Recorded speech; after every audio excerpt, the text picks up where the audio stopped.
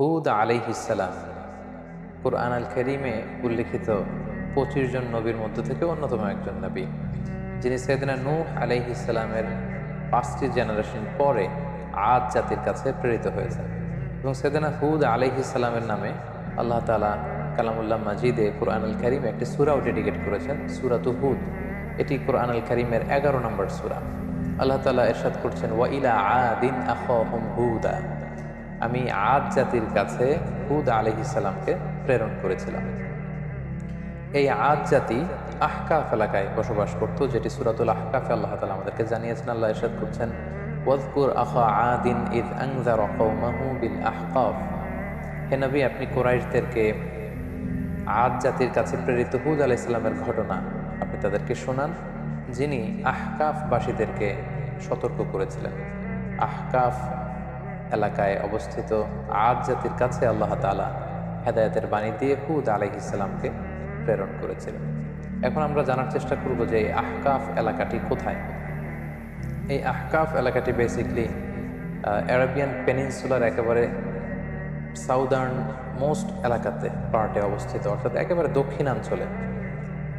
আধুনিক যেই ম্যাপ, এই ম্যাপের হিসেবে যদি আমরা বলি, তাহলে ইয়ামানের হাদারামাউত শহর এবং ওমানের মাঝামাঝি একটা এলাকাকে আহকাফ এলাকা বলা হয়, এবং যেটিকে কালামুল্লাহ মাজিদে ইরামও বলা হয়েছে।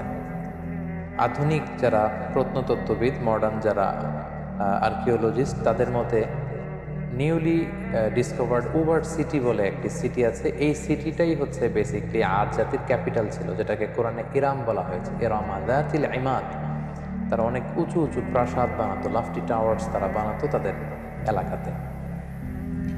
সাইয়েদনা হুদ আলাইহিস সালাম তিনি ছিলেন ৫ জন অ্যারাবিয়ান প্রফেটের একজন, অর্থাৎ আরবি ভাষাভাষী ৫ জন ২৫ জন নবীর মধ্যে থেকে ৫ জন নবী ছিল যারা অ্যারাবিয়ান প্রফেট ছিলেন, আরবি ভাষায় কথা বলতেন।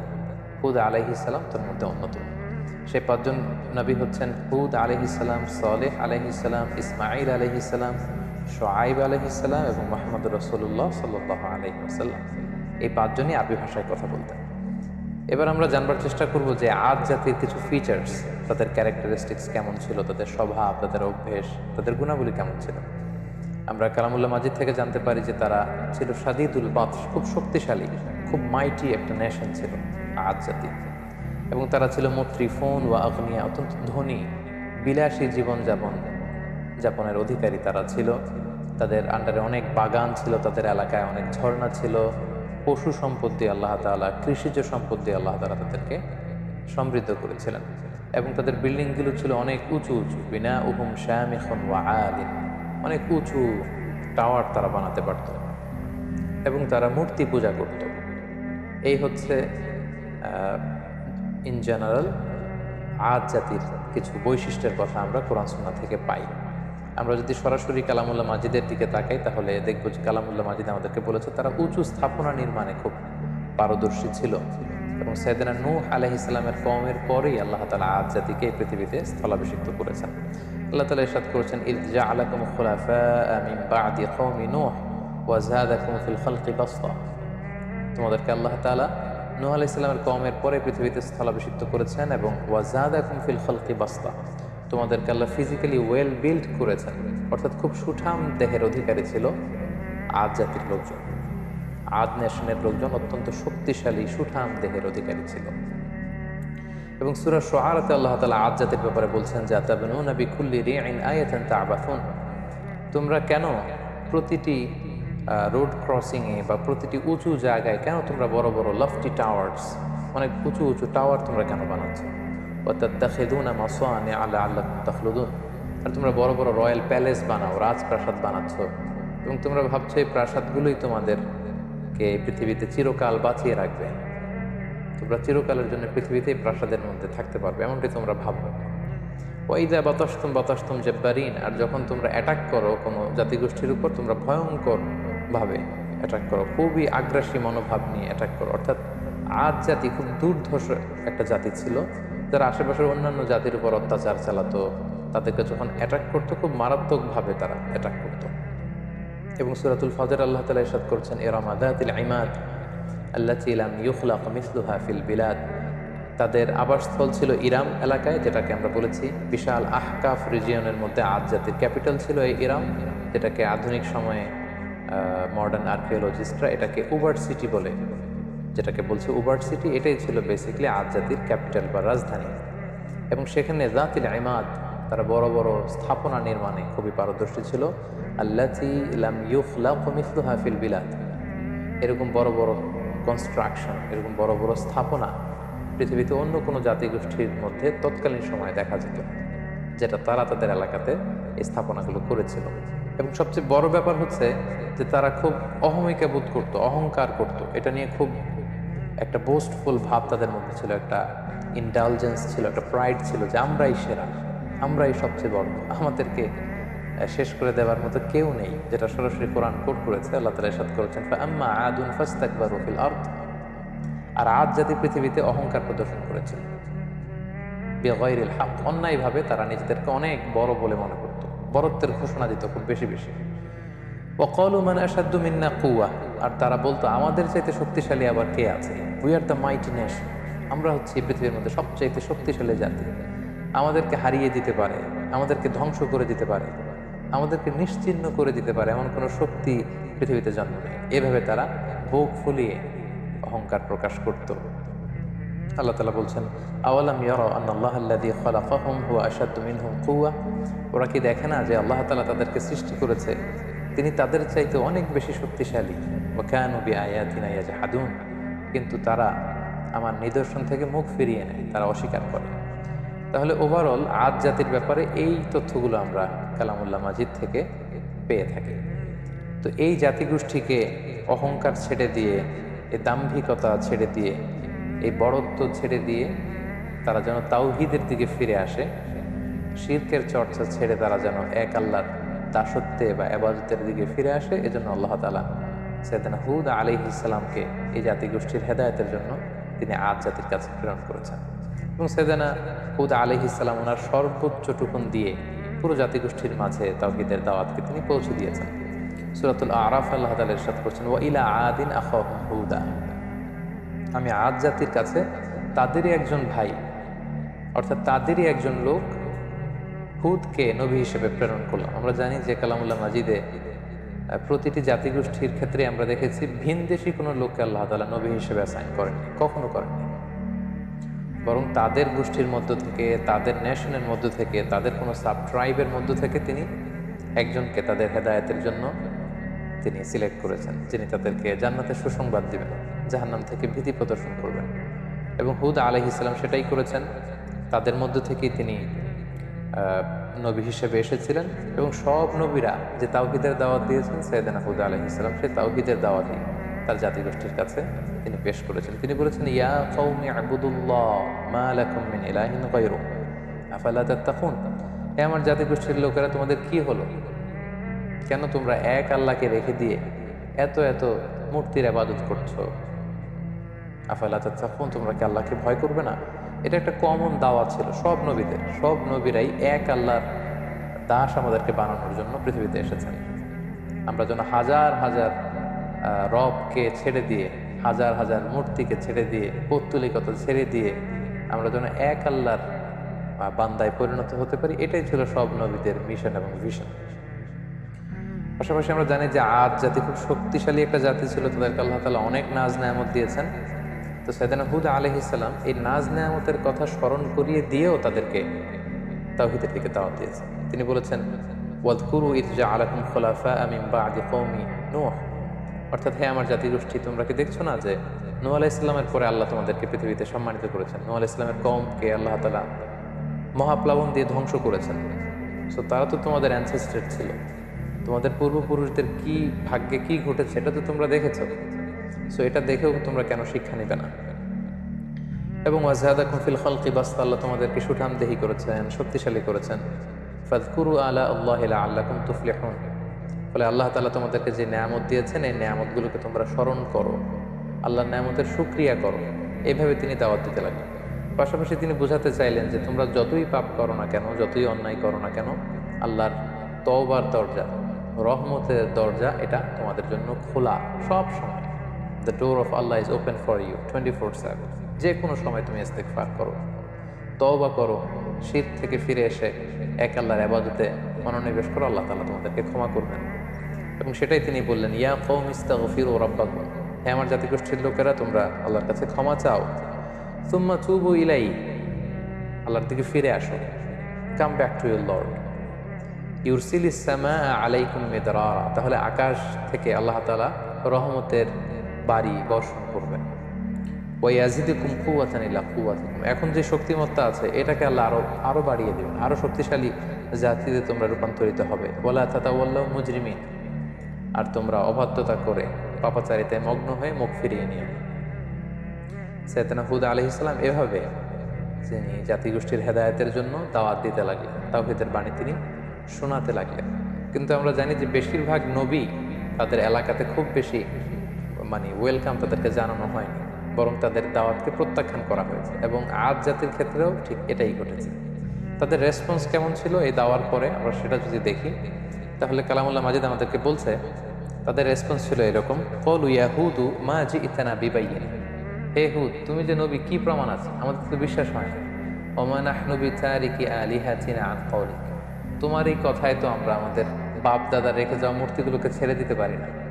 তুমি কি বলতে চাচ্ছ যে আমাদের পূর্বপুরুষরা ভুল করে গিয়েছে? আমরা তো এগুলো ছেড়ে আসতে পারি না। ওমা নাহনু লাকা বিমুমিনিন, তোমার কথায় আমরা বিশ্বাস করি না। তারা আরো বলতো, ক্বালু আজি'তানা লিতাফিকানা আন আলিহাতিনা, হে হুদ, তুমি কি আমাদের ইলাহ বা উপাস্যদের থেকে আমাদের মুখকে ফিরিয়ে নিতে চাচ্ছ, সরিয়ে দিতে চাচ্ছ? আর তুমি বলছো যে আমরা যদি মূর্তির পূজা ছেড়ে না দিই তাহলে আযাব আসবে।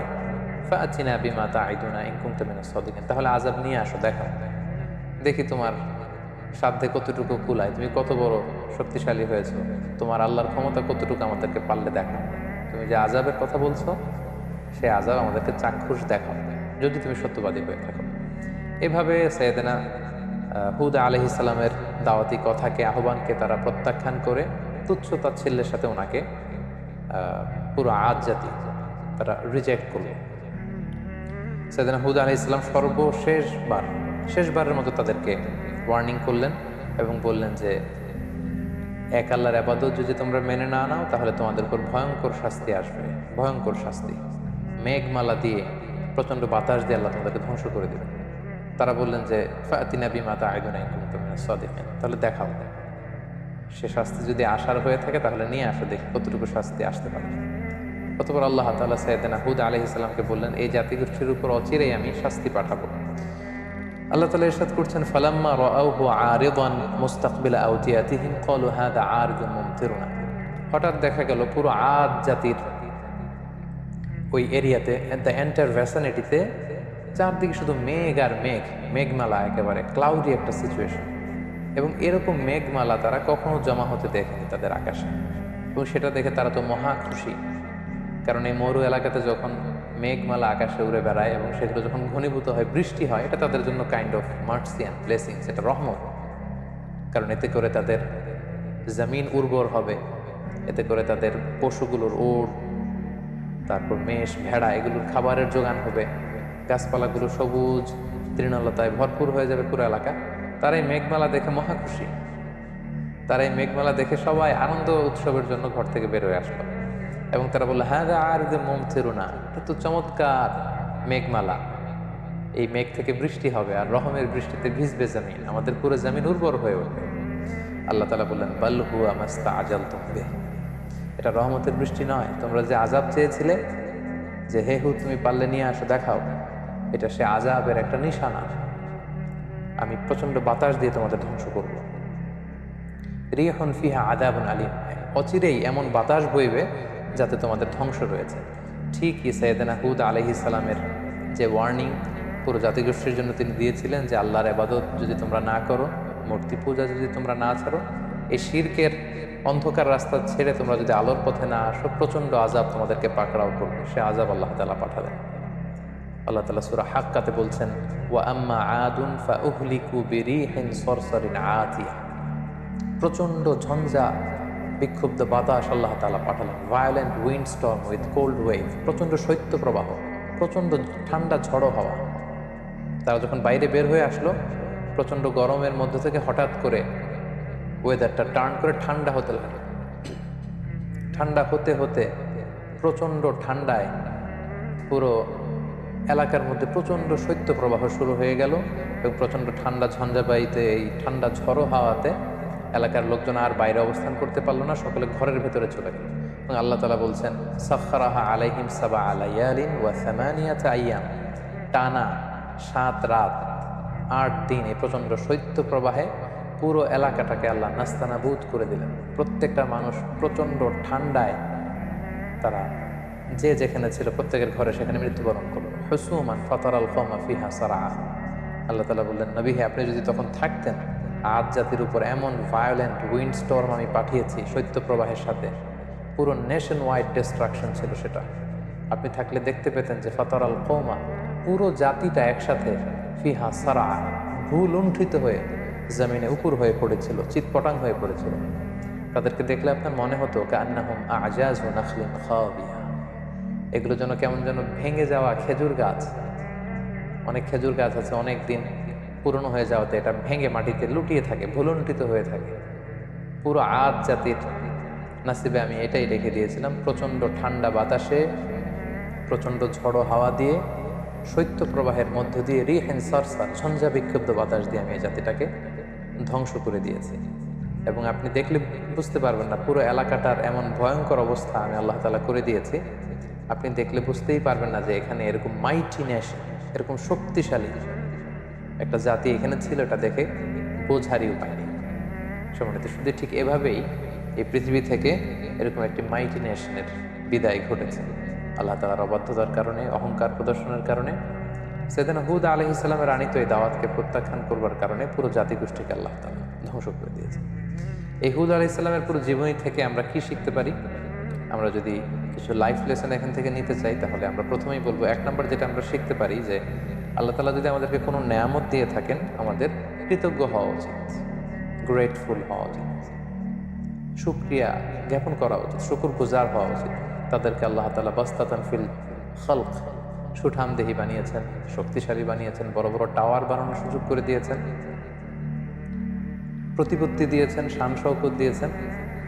কিন্তু তার বিপরীতে এগুলোর শুকরগুজার তারা হয় না। আল্লাহ তাআলা শুকরিয়া না করে তারা সেখানে অহংকার প্রদর্শন করছিল, নিজেদের বরত্বের ঘোষণা দিচ্ছিল। সো এই শিক্ষাটি আমরা নিতে পারি, আল্লাহর কোনো নেয়ামত পেলে যেন আমরা নেয়ামতের শুকরিয়া করি। আল্লাহ তাআলা বলছেন, লা ইন শাকারতুম লা আযীদান্নাকুম ওয়া লা ইন কাফারতুম ইন্না আযাবি লাশাদীদ। যদি তোমরা আমার নেয়ামতের শুকরিয়া করো, আমি আল্লাহ তাআলা এই নেয়ামতকে আরো বহুগুণ বাড়িয়ে দেব। আর যদি না শুকরিয়া করো, তাহলে জেনে রাখো আমার শাস্তি বড় ভয়ঙ্কর।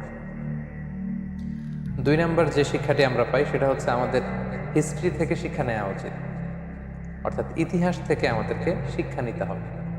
একটা কথা বলা হয় এরকম যে ইতিহাসের সবচেয়ে বড় শিক্ষা হচ্ছে যে মানুষ ইতিহাস থেকে শিক্ষা নিতে চায় না। কারণ আমরা কালামুল্লাহ মাজিদের আয়াত থেকে আমরা জানতে পেরেছি ইমিডিয়েটলি আফটার কওমে নূহ তারা পৃথিবীতে এসেছিল। আদ জাতিকে আল্লাহ তাআলা নূহ আলাইহিস সালামের কওমের পরেই মহাপ্লাবন দিয়ে যখন পুরো নূহ আলাইহিস সালামের মুশরিক কওমকে আল্লাহ ধ্বংস করেছেন, তারপরে আদ জাতি এসেছিল। সো তাদের হাতের নাগালেই ছিল সেই ঘটনা, কিভাবে বন্যা হয়ে পুরো পৃথিবীবাসী শেষ হয়ে গিয়েছিল আল্লাহ তাআলার অবাধ্যতার কারণে। সো এটা ভুলে যাওয়াটা তাদের জন্য বুদ্ধিমত্তার পরিচয় ছিল না, বরং সেখান থেকে তাদের শিক্ষা নেওয়া দরকার ছিল। সো এটাও আমরা এখান থেকে শিখলাম যে ইতিহাস যেন আমরা ভুলে না যাই, আমরা যেন ইতিহাস থেকে শিক্ষা নিতে পারি। 3 নম্বর যে শিক্ষাটি আমরা এখান থেকে পেতে পারি সেটা হচ্ছে অহংকার এবং ঔদ্ধত্যের শেষ পরিণতি হচ্ছে ধ্বংস। আল্লাহ তাআলা তাদেরকে অনেক শক্তি দিয়েছেন, তারা অনেক শক্তিশালী একটি জাতি ছিল, মাইটি নেশন ছিল, কিন্তু তাদের অহংকার এবং ঔদ্ধত্যের কারণে কিন্তু আল্লাহ তাআলা ধ্বংস করে দিয়েছেন। কারণ অহংকারকারীদেরকে আল্লাহ তাআলা কখনোই পছন্দ করেন না।